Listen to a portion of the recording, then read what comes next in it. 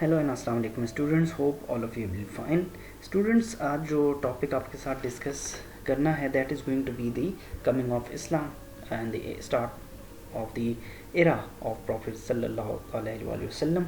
उनकी ज़िंदगी जो है मक्का और मदीना की ज़िंदगी, उसके बारे में हम जानेंगे आज के लेक्चर में। और ये मैं आपको बताता चलूँ कि इस टॉपिक को हम पहले भी कवर कर चुके हैं, लेकिन एक मरतबा फिर आपके सामने इस टॉपिक को मैं डिस्क्राइब करूँगा।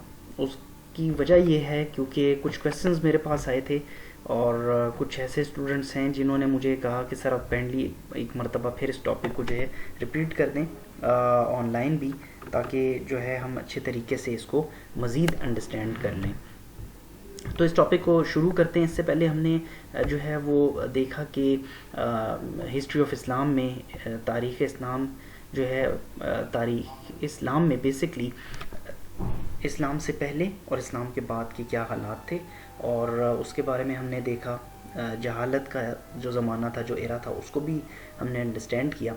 तो आज फाइनली अब 7वीं सदी से ऑनवर्ड्स हम चलेंगे और हम देखते हैं कि उसमें हमारे पास कौन कौन से टॉपिक्स हैं। तो फर्स्ट जो है वो अराइवल ऑफ द प्रॉफिट सल्लल्लाहु अलैहि वसल्लम, और उनके बारे में जानेंगे कि उनकी प्री एंड पोस्ट एरा की ज़िंदगी के बारे में हम बेसिकली जानेंगे। तो 12 रबीउल अव्वल मक्का में उनकी पैदाइश हुई। इन्फेंसी, छोटे थे, बेबी जो है बेसिकली जो है एट दैट टाइम जो है वो कॉन्सेप्ट था नर्स का।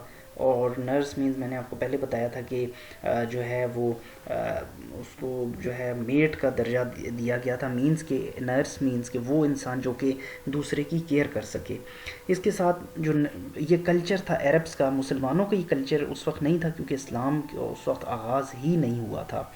तो हज़रत सादिया हलीमा रज़ियल्लाहु ताला अन्हा जो हैं उनको बेसिकली जो है वो जो कि बनु सैद कभी कबाइल से ताल्लुक़ रखती थी, उनको जो है वो प्रॉफिट सल्लल्लाहु अलैहि वसल्लम जो है उनको हैंड ओवर किया गया और 6 साल तकरीबन उन्होंने उनके पास गुजारे।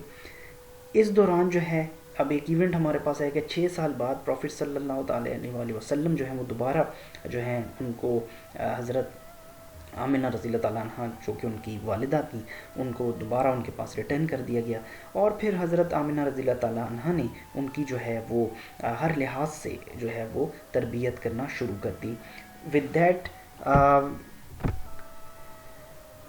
तो फाइनली हमने देखा कि जो है वो हज़रत आमिना रज़ियल्लाहु ताला अन्हा ने उनकी तरबियत करना शुरू की। वो उनको अपने साथ रखा करती थी और अपने डिफरेंट ख़ानदान के मुख्तलिफ़ लोगों से वो मिलना जुलना उनका होता था, मिलाती थी बेसिकली। इसके अलावा वो उनके जो फादर थे हज़रत अब्दुल्ला रज़ियल्लाहु ताला अन्हो जो कि वालिद थे हज़रत मोहम्मद सल्लल्लाहु अलैहि वसल्लम के, और वो उनकी जो है कब्र जो है उनको वहाँ पर भी लेकर जाती थी और उनके बारे में बताती थी, और उनके जो उनका रहन सहन है, जो उनका लाइफ स्टाइल है, उनके बारे में वो बेसिकली उनको ब्रीफ आउट किया करती थी। फिर इस दौरान क्या हुआ कि इस मिड में प्रॉफिट सल्लल्लाहु अलैहि वसल्लम जो हैं वो अपनी वालिदा हज़रत आमिना रज़ियल्लाहु ताला अन्हा के साथ जो है वो वापस आ रहे थे कि मक्का की तरफ के, या मक्का में एक जगह जिसका नाम है अल अब्वा। ये किताबों में बात मेंशन की गई है और ये रिवायात में भी है कि अल अब्वा एक प्लेस है मक्का के करीब, और वहाँ पर जो है हज़रत आमिना रज़ियल्लाहु ताला अन्हा की जो है वो डेथ हो जाती है, वहाँ पे उनकी डेथ हो गई। इसके बाद हज़रत उम्मे ऐमन रज़ियल्लाहु ताला अन्हा जो हैं जो कि वो भी नर्स का दर्जा रखती थी, और उनको जो है फाइनली उन्होंने प्रॉफिट सल्लल्लाहु अलैहि वसल्लम को जो है वो मक्का दोबारा वो उनके उनका जो आबाई घर है वहाँ पर वो अपने साथ ले आई। अब क्योंकि वालिद भी नहीं हैं, वालिदा भी जो है उनकी भी डेथ हो गई है, तो अब जो है उनके जो ग्रैंड फादर, जो उनके दादा थे हज़रत अब्दुल मुत्तलिब रज़ियल्लाहु ताला अन्हा, उन्होंने जो है कस्टडी प्रॉफिट सल्लल्लाहु अलैहि वसल्लम की जो है कस्टडी है वो संभाल ली। और क्योंकि वो कुरैश के चीफ थे, लोग मक्का के लोग जो थे वो लोगों के वो सरदार थे, बड़े थे, तो हज़रत अब्दुल मुत्तलिब रज़ियल्लाहु अन्हु जो है वो बेसिकली उन्होंने ख़ास जो है वो अटेंशन दी प्रॉफिट सल्लल्लाहु अलैहि वसल्लम की तरबियत पर। اور کوشش کی گئی کہ پروفیٹ صلی اللہ تعالیٰ علیہ وسلم کو اچھے طریقے سے جو ہے ان کو گروم کیا جائے، ان کی اچھی سے اچھی جو ہے وہ تربیت کی جائے. اس کے لیے انہوں نے جو ہے خانہ کعبہ میں، کیونکہ ہمارے پاس جو مدارس کا کانسیپٹ تھا یا ایجوکیشنل انسٹیٹیوشنز جو تھے اس وقت تو نہیں تھے، تو خانہ کعبہ میں حضرت عبد المطلب جو ہیں وہ مکہ کے جو بچے ہیں وہ ان کے پاس آ کر بیٹھا کرتے تھے. اسی مڈ میں، اسی دوران جو پروفیٹ صلی اللہ علیہ وآلہ وسلم جو ہیں وہ بھی جو ہے ان کو وہ اپنے ساتھ بٹھایا کرتے تھے اور ان کو خاص توجہ دیتے تھے تاکہ ان کی بھی، بچوں کے ساتھ ساتھ ان کی بھی جو ہے وہ تربیت ہو.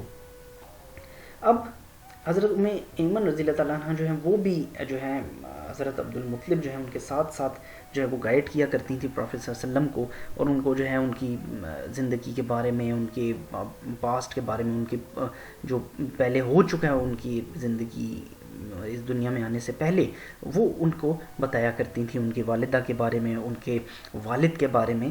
تو اس مڈ میں اسی دوران پھر ہم نے دیکھا کہ حضرت عبد المطلب رضی اللہ تعالیٰ عنہ جو ہیں ان کی ڈیتھ ہو گئی جب پروفیٹ صلی اللہ تعالیٰ علیہ وآلہ وسلم 8 سال کے تھے. تو ان کے جو دادا تھے ان کی بھی جو ہے وہ ڈیتھ ہو گئی.